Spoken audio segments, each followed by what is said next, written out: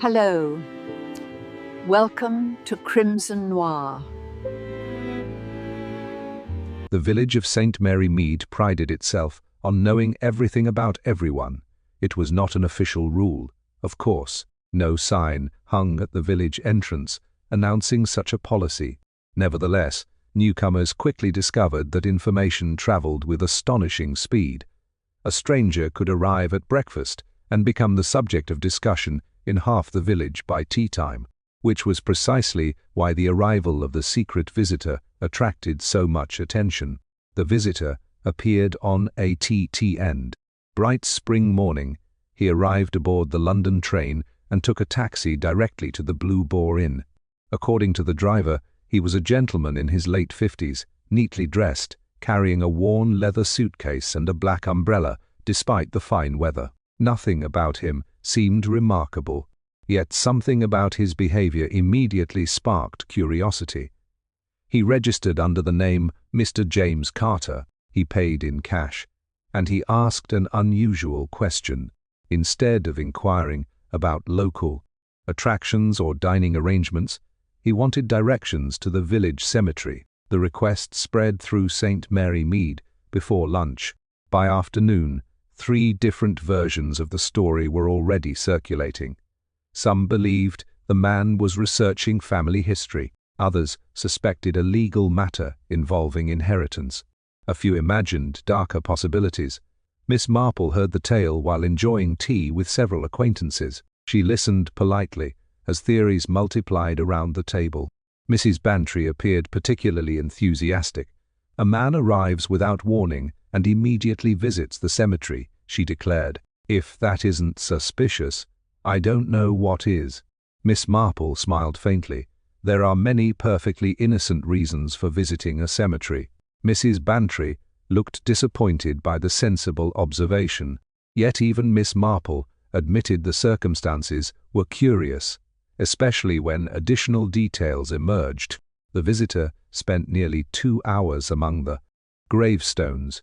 Several villagers observed him examining names and dates carefully. At one point, he stood silently before a particular grave for nearly 20 minutes. No flowers were placed, no prayers offered. He simply watched, then he left. The following day brought further mystery. Instead of departing, Mr. Carter remained at the inn. More importantly, he began making discreet inquiries regarding several long-time residents. The names appeared unrelated. A retired solicitor, a former school teacher, the owner of a local antique shop, an elderly widow who rarely left her cottage. No obvious connection existed among them. Yet Mr. Carter seemed interested in each. By Wednesday, speculation had become impossible to avoid. Even Inspector Craddock, visiting the village on unrelated business, heard discussions concerning the stranger. He dismissed most of the rumors. Still, he quietly made note of the situation. Experience had taught him that seemingly insignificant events occasionally concealed larger stories. That evening, Miss Marple happened to observe the visitor for the first time. She was returning from a church meeting when she noticed him standing near the village green. He appeared thoughtful rather than suspicious. His gaze rested upon several cottages as though searching for something or someone. Then a curious thing happened. An elderly man walking past recognized him. The reaction was immediate. Shock flashed across the villager's face. For several seconds, both men stared at one another. Then the elderly villager abruptly turned away and hurried down the road. The exchange lasted only moments, yet it attracted Miss Marple's attention immediately. People rarely reacted so strongly without reason. The next morning, events took a far more serious turn. One of the individuals Mr. Carter had been asking about failed to appear for breakfast. The man was Arthur Latham, a retired solicitor who occupied a small cottage on the edge of the village. Concerned neighbors investigated. Shortly after noon, Arthur was discovered dead in his study. The news spread through St. Mary Mead with astonishing speed.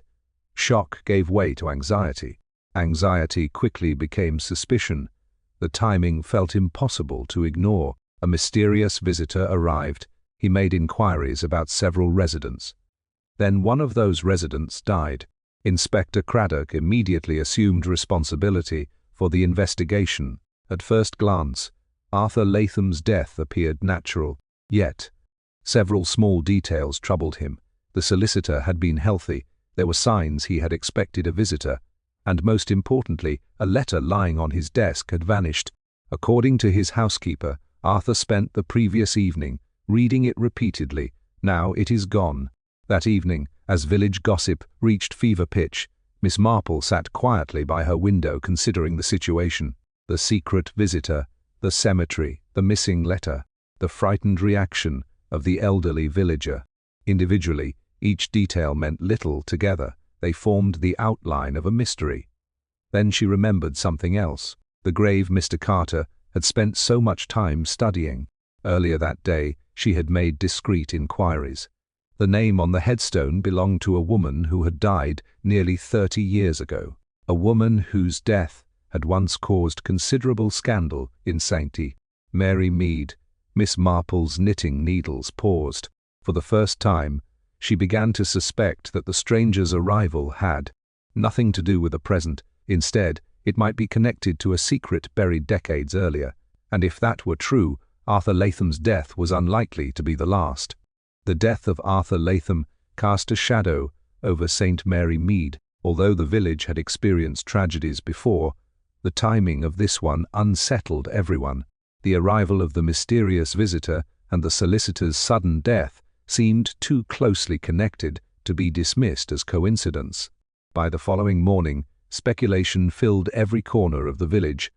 Some residents were convinced Mr. James Carter had murdered Arthur. Others believed the stranger had merely brought bad news from the past. A few insisted the entire matter involved an old family dispute that had finally resurfaced. Inspector Craddock ignored the gossip. He preferred facts. Unfortunately, facts were proving difficult to obtain. Arthur Latham's doctor confirmed that the solicitor had suffered a fatal heart attack. There were no signs of violence and no evidence of forced entry. Yet the circumstances remained troubling. Most notably, the missing letter. Arthur's housekeeper remained adamant. She had personally seen the solicitor reading a letter the evening before his death. Now it has vanished completely. Someone had removed it. The question was why. Meanwhile, Inspector Craddock requested an interview with Mr. Carter. The visitor cooperated willingly. He appeared calm, polite, and entirely unsurprised by police interest. According to his account, he had never met Arthur Latham. He admitted asking questions about several villagers, but insisted he was conducting personal research. What sort of research? Craddock asked. A family matter. The answer revealed little. When pressed further, Carter politely declined to elaborate. His refusal only increased suspicion, yet nothing directly connected him to Arthur's death. That afternoon, Miss Marple paid a visit to the church cemetery. She wanted to examine the grave that had captured the stranger's attention. The headstone belonged to a woman named Eleanor Price. She had died 30 years earlier at the age of 26. The inscription was simple: beloved daughter and friend. Nothing about it appeared remarkable. Yet, Miss Marple knew enough village history to remember that Eleanor Price's death had once generated considerable discussion. Officially, she drowned while walking near the river. Unofficially, many people believed there was more to the story. No proof ever emerged. Eventually, the rumors faded. Still, memories lingered. While standing near the grave, Miss Marple noticed fresh flowers resting against the headstone. Someone had placed them there recently. The blooms were not present during the funeral service held at the cemetery 2 days earlier. That meant either Mr. Carter or another visitor had returned. The detail intrigued her. Later that evening, another development occurred. The elderly villager who had reacted so strongly upon seeing Mr. Carter finally came forward. His name was Walter Briggs, a retired postmaster known for reliability and caution. When questioned by Inspector Craddock, he reluctantly admitted recognizing the stranger, or rather, recognizing someone the stranger resembled. Who? The inspector asked. Walter looked uncomfortable. Eleanor Price. The answer surprised everyone. Walter explained that Mr. Carter bore a striking resemblance to Eleanor's brother, Michael Price, who had disappeared from St. Mary Mead shortly after her death. No one had seen him in nearly 30 years. Most villagers assumed he had emigrated. Others believed he simply wished to escape. Painful memories. Whatever the truth, he never returned, until now, perhaps. As darkness settled over the village, Miss Marple reflected upon the new information. A man arrives unexpectedly. He visits Eleanor Price's grave. He resembles her long-absent brother. Then Arthur Latham dies, and an important letter disappears. The pieces were beginning to form a pattern. Yet she sensed the real mystery remained hidden beneath the surface. And somewhere in that hidden past lay the reason, the secret. Visitor had finally returned to St. Mary Mead. The possibility that James Carter was actually Michael Price spread rapidly through St. Mary Mead. For many villagers, the theory seemed almost too dramatic to be true. Yet, the resemblance described by Walter Briggs could not easily be dismissed. Inspector Craddock pursued the matter carefully. Records confirmed that Michael Price had indeed left the village shortly after his sister Eleanor's death. Beyond that, very little was known. He had effectively vanished from local history.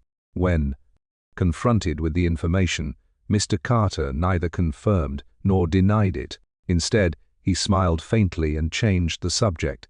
The response only deepened the mystery. Meanwhile, Arthur Latham's death continued to trouble investigators. Although the official cause remained a heart attack, several questions persisted. Why had the solicitor been reading the missing letter so intently? Who had removed it after his death? And what connection, if any, existed between Arthur and Eleanor Price? The last question proved particularly interesting. A search of Arthur's personal papers uncovered an old photograph taken more than 30 years earlier. The image showed a group of young villagers attending a summer fete. Among them were Eleanor Price and Arthur Latham. They appeared friendly, perhaps even close. The discovery suggested a connection that few people had remembered. That afternoon, Miss Marple spent several hours speaking with older residents. Most conversations produced little. Then, she visited Mrs. Edith Simmons, a widow whose memory remained remarkably sharp despite her advanced age. When Eleanor Price's name was mentioned, Edith became thoughtful. "I always felt sorry for that girl," she said quietly. "Why?" Miss Marple asked. "Because she was frightened." The answer immediately caught her attention. Frightened of what? "I don't know." Edith shook her head.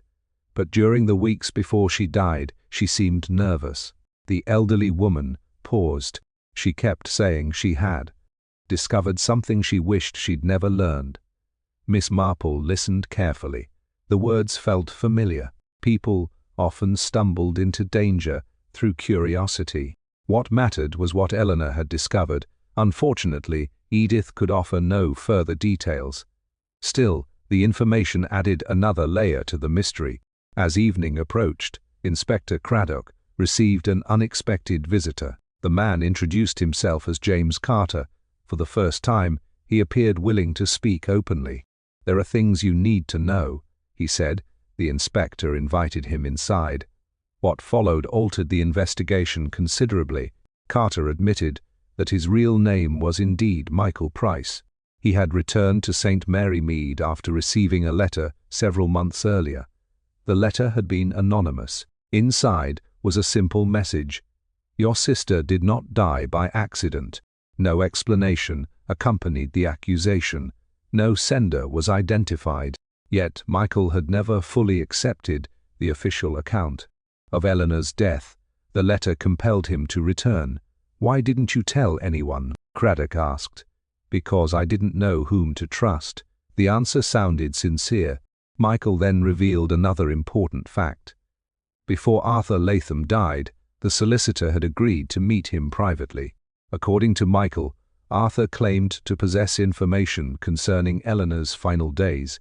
The meeting was scheduled for the evening before Arthur's death. But it never happened. "Why not?" Craddock asked. Michael's expression darkened. Because Arthur became frightened. The statement hung heavily in the room. Frightened of whom? Michael hesitated. Then he spoke quietly. He wouldn't say. The revelation suggested Arthur had learned something dangerous, something capable of terrifying a respected solicitor decades after Eleanor's death. Later that night, Miss Marple sat beside her fireplace, considering the growing puzzle. Eleanor Price had been afraid before her death. Arthur Latham became frightened shortly before his own death. Now Michael Price has returned after receiving an anonymous warning. The pattern felt increasingly clear. Someone wanted the truth uncovered. Someone else wanted it buried, and if Arthur Latham died before sharing what he knew, the secret hidden in St. Mary Mead was almost certainly far darker than anyone had imagined. The revelation that Michael Price had returned because of an anonymous letter transformed the atmosphere in St. Mary Mead. Until then, many villagers had viewed him as a suspicious outsider meddling in old affairs. Now he appeared more like a man searching for answers about a sister he had never stopped mourning. Yet the anonymous message introduced a new mystery. Who had sent it, and why now, after 30 years of silence? Inspector Craddock focused on tracing the letter's origins, but the effort yielded little. The envelope contained no useful fingerprints. The postmark indicated only that it had been mailed somewhere within the county. Meanwhile, Michael Price provided additional details about his meeting with Arthur Latham.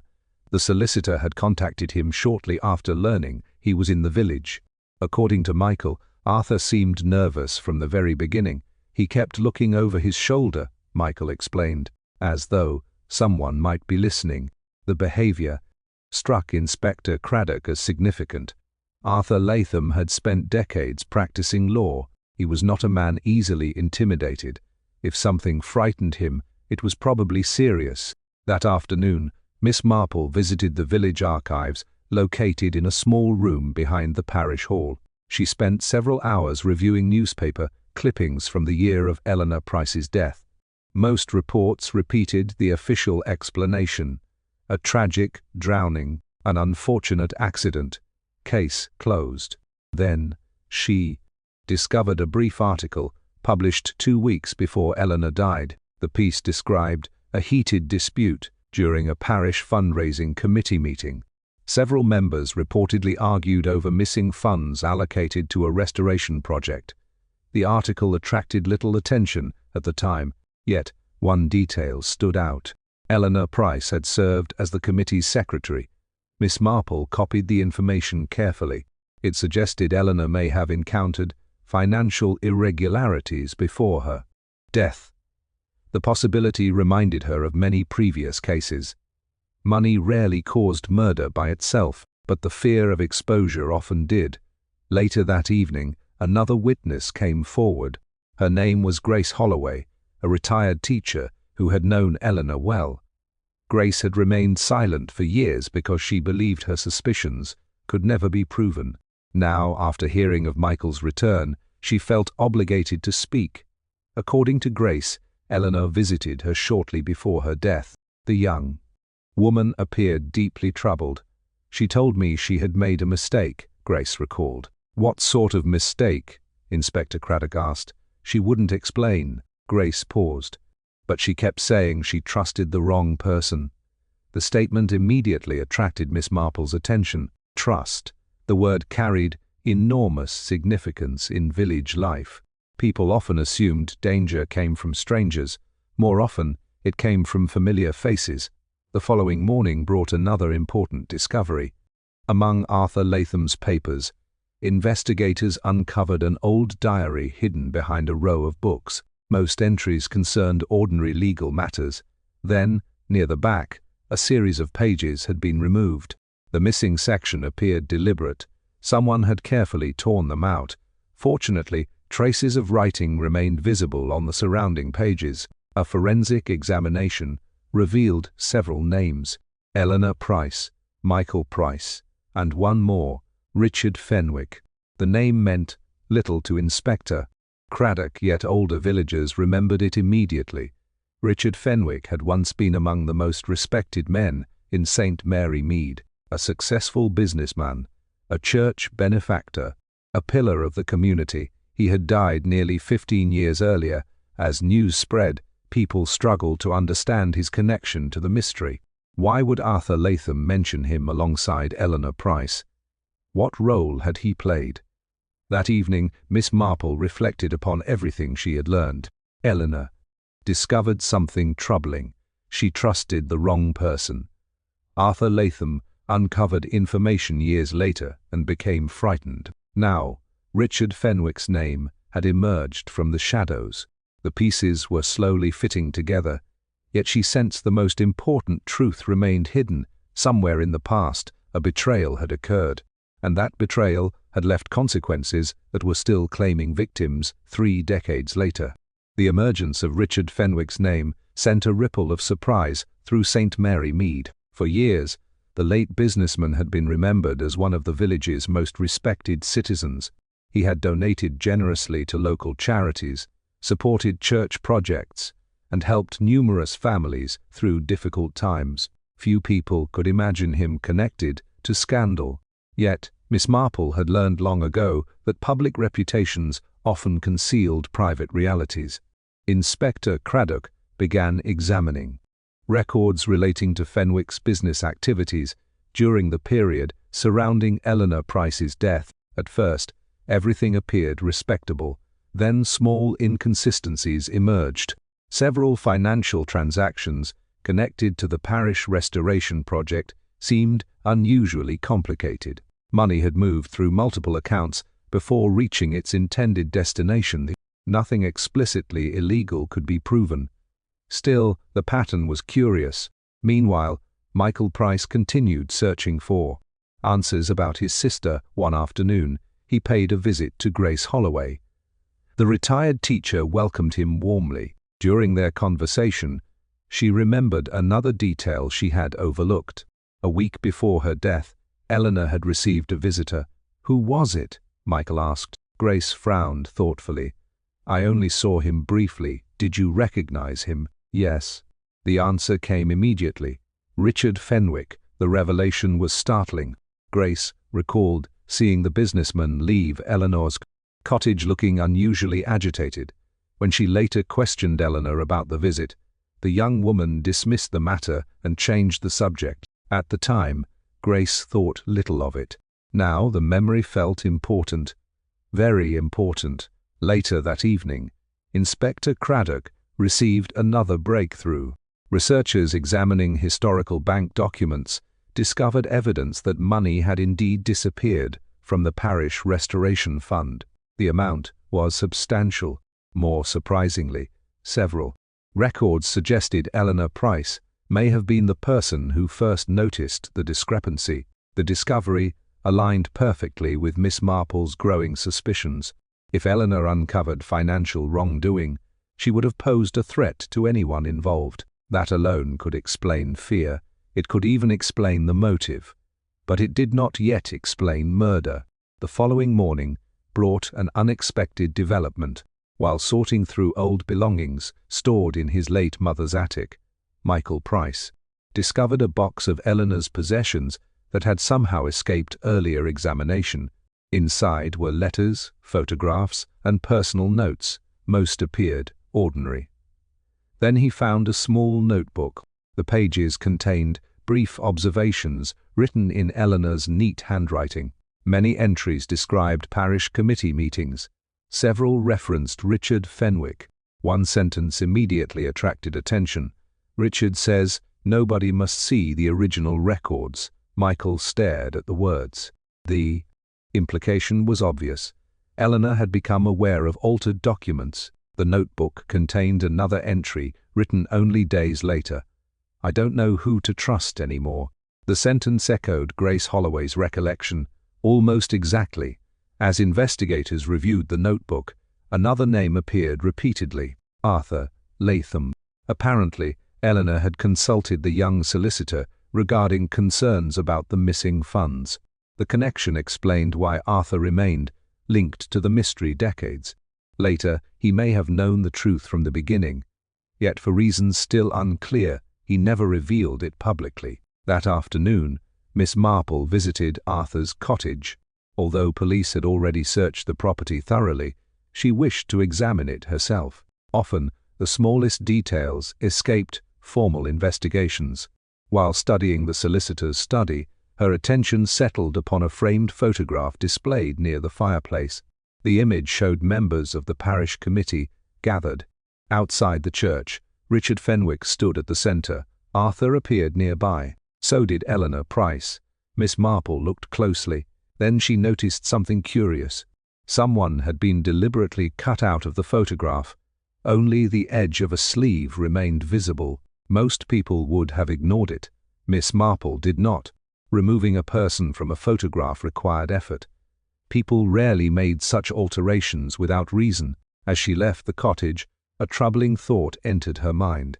Everyone had focused on Richard Fenwick. Everyone had focused on Eleanor.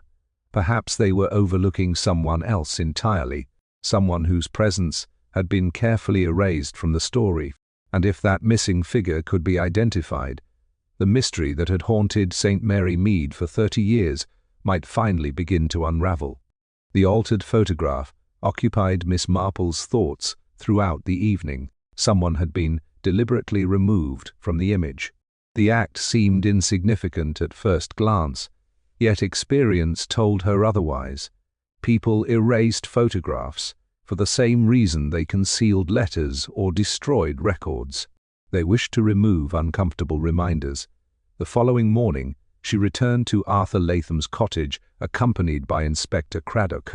Together, they examined the photograph more closely. A local photography expert managed to identify faint traces remaining along the edge of the image.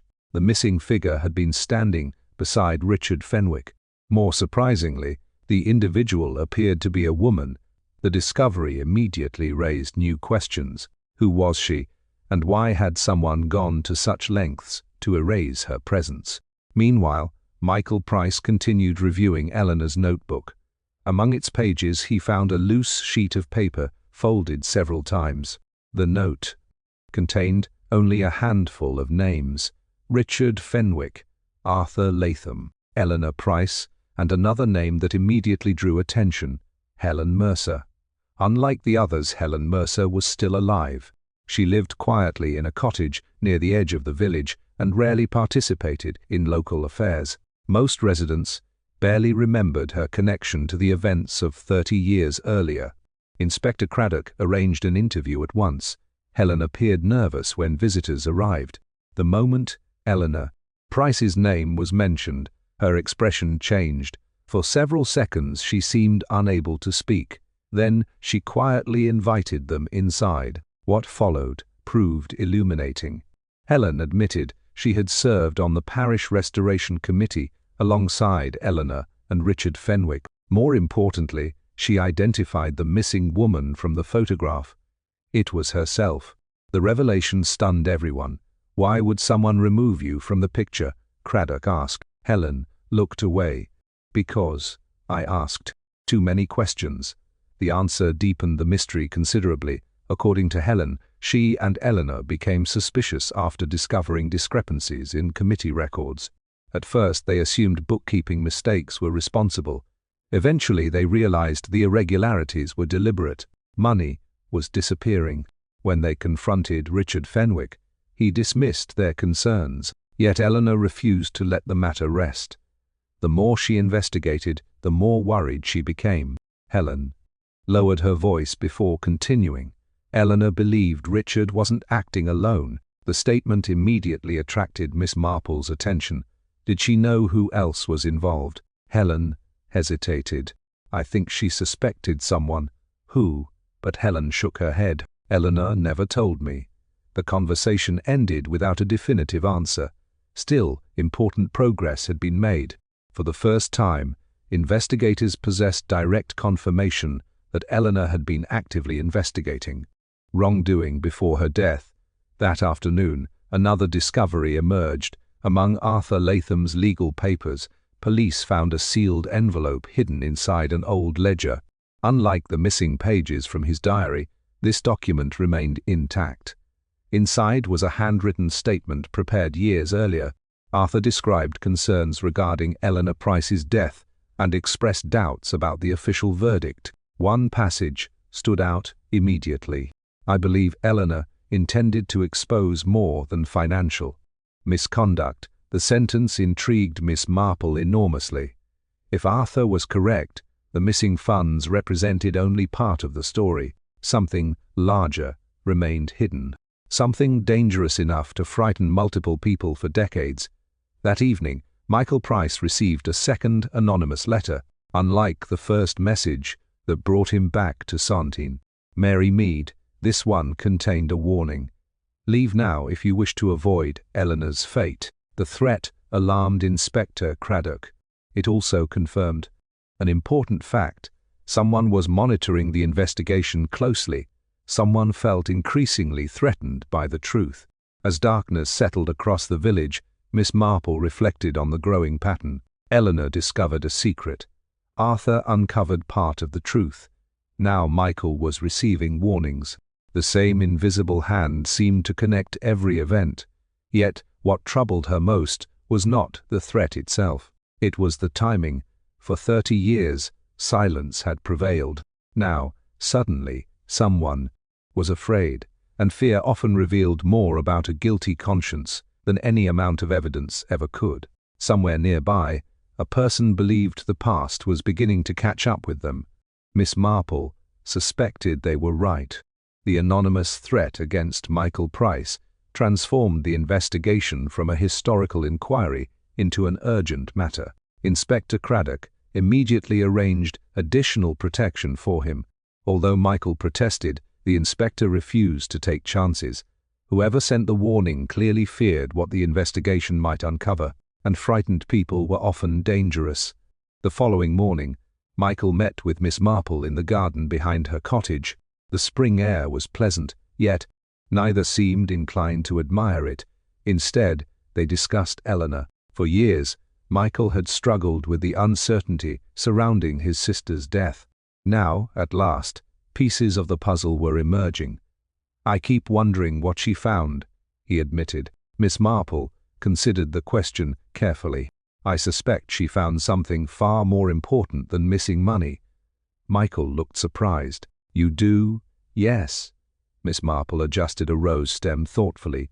People rarely remain frightened for 30 years over financial misconduct alone. The observation lingered in Michael's mind long after their conversation ended. Meanwhile, Inspector Craddock received new information from county archives. Several records relating to the parish restoration project had recently been requested. The discovery was surprising, because the request occurred only 3 months earlier. Someone else had been researching the same events before Michael arrived in St. Mary Mead. Even more surprising was the identity of the researcher, Judith Fenwick, Richard Fenwick's granddaughter. The revelation immediately attracted attention. Judith lived in London and worked as a historian specializing in local archives. According to available records, she spent several weeks examining documents connected to her grandfather's business affairs. When contacted, she agreed to visit the village. Her arrival later that afternoon generated immediate curiosity. Unlike many members of the Fenwick family, Judith appeared eager to cooperate. She freely admitted conducting research. What she revealed proved highly significant. While studying family papers after her grandmother's death, she discovered letters written by Richard Fenwick shortly before Eleanor Price died. Most appeared routine. One stood out.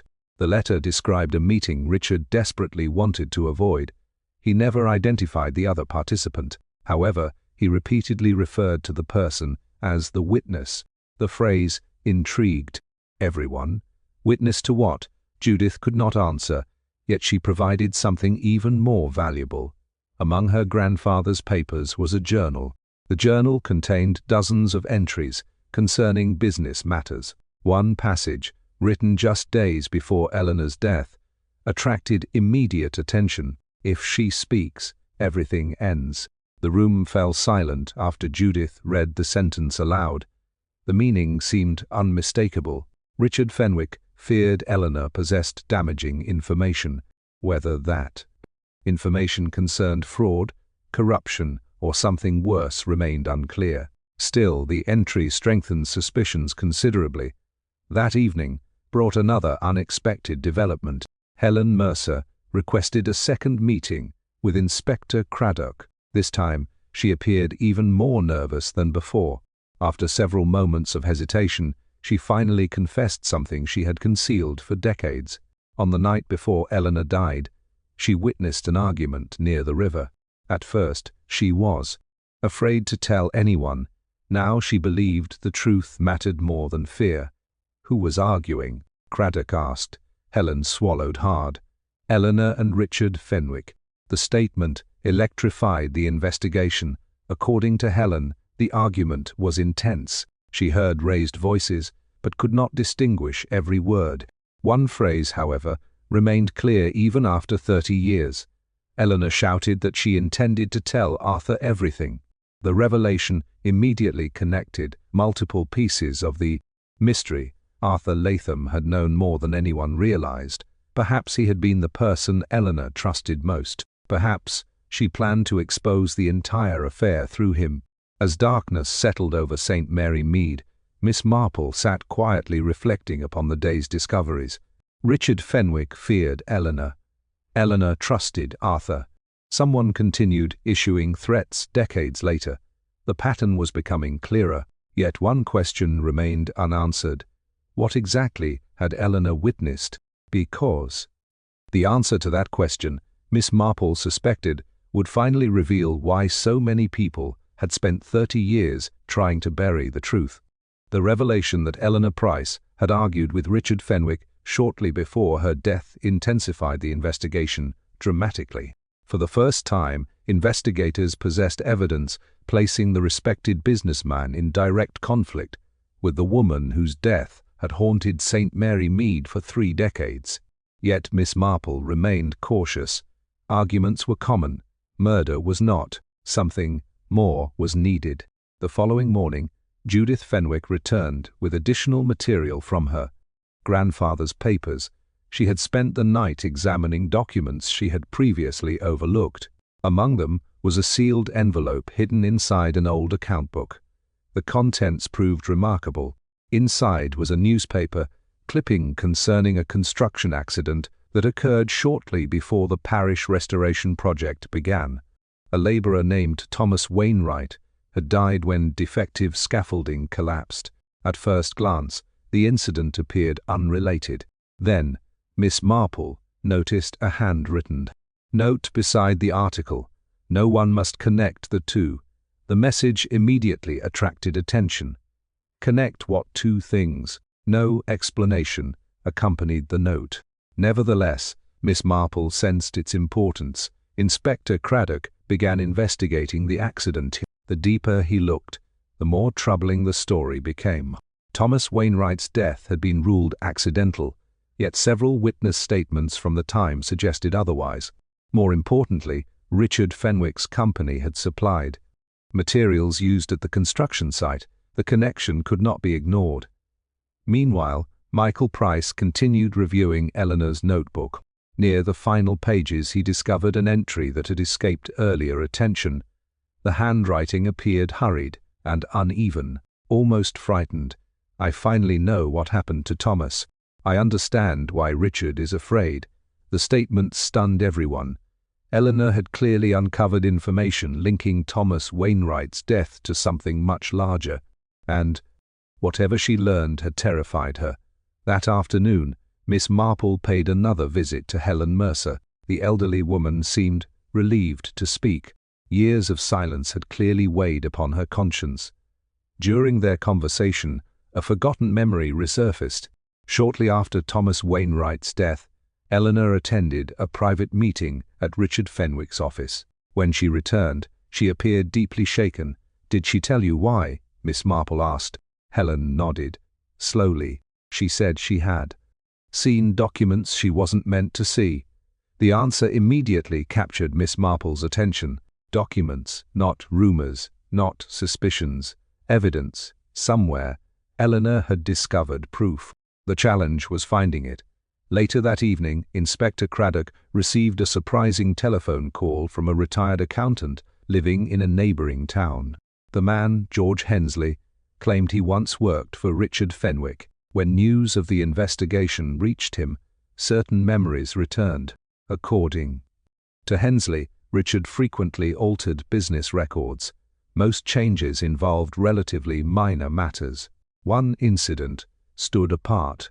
Several weeks after Thomas Wainwright's death, Richard ordered specific files removed from company archives. When Hensley questioned the decision, he was told never to mention the matter again.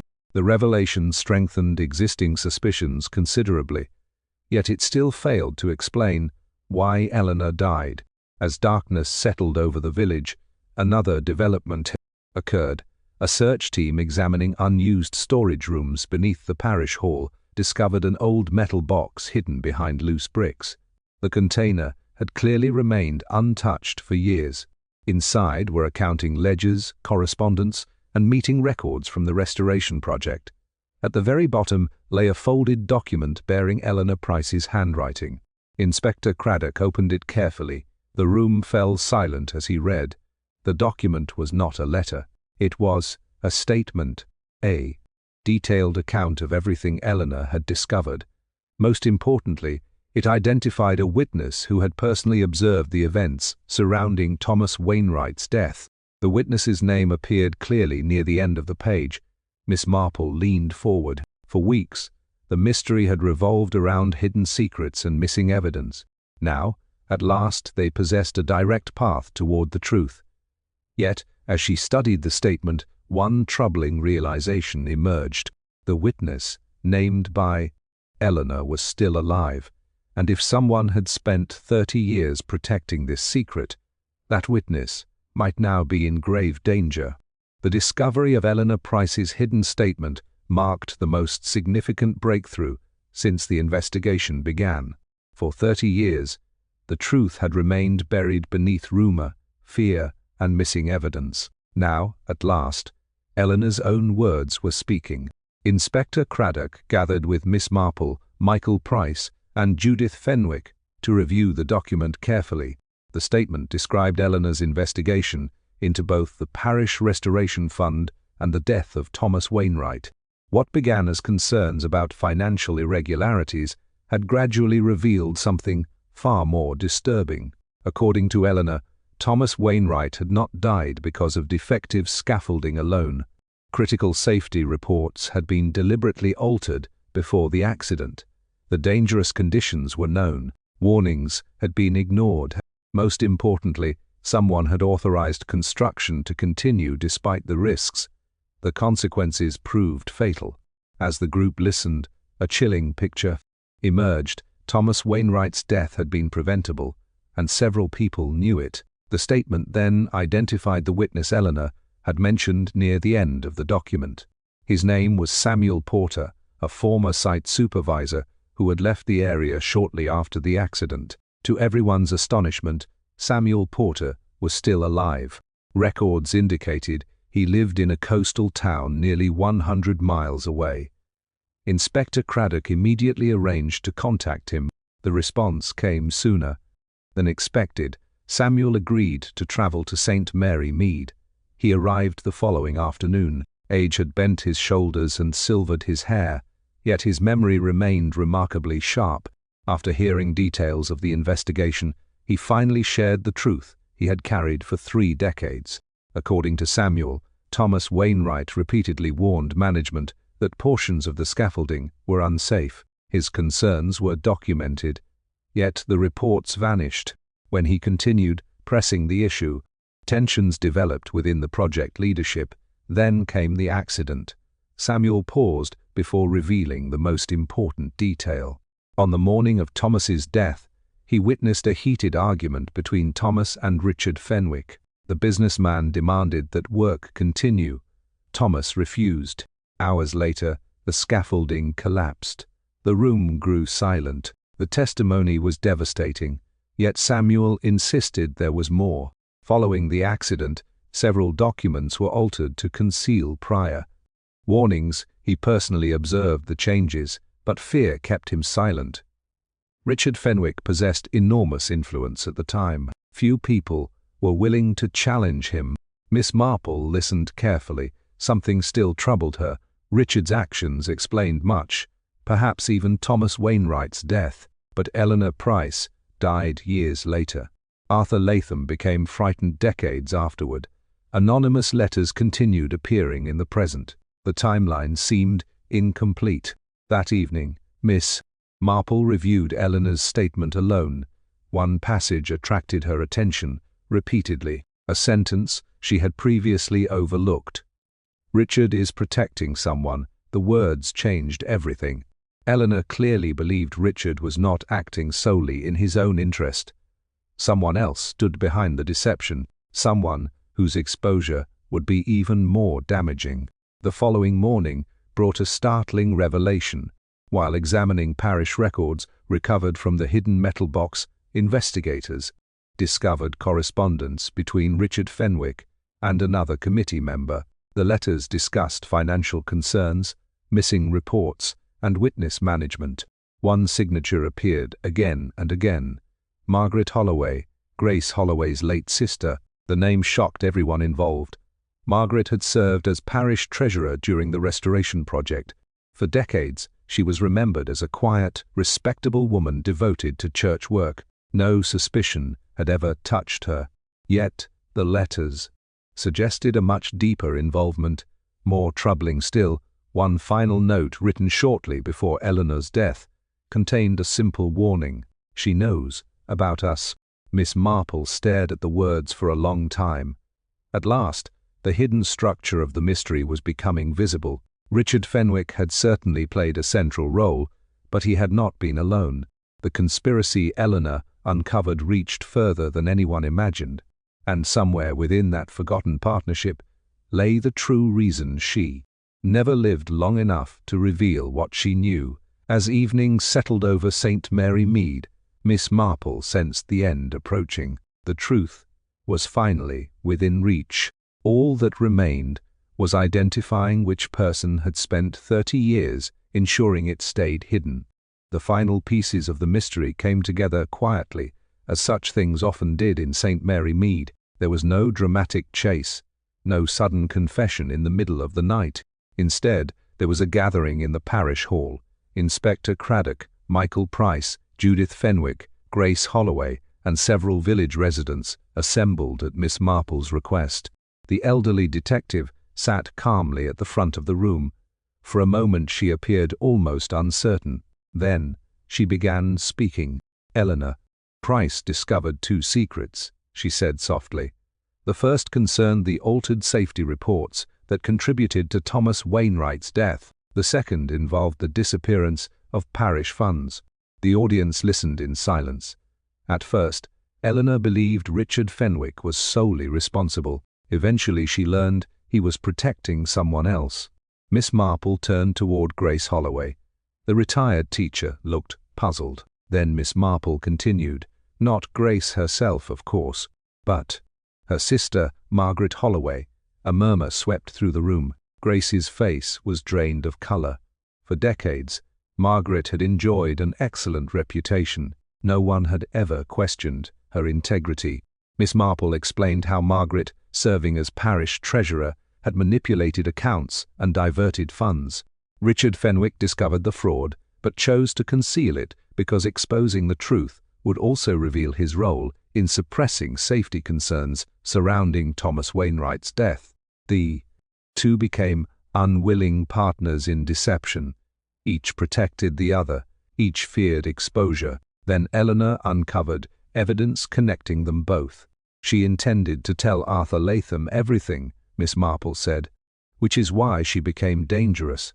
The room remained utterly still. Inspector Craddock leaned forward. "Are you suggesting Margaret Holloway killed Eleanor Price?" Miss Marple shook her head. No, the answer surprised everyone.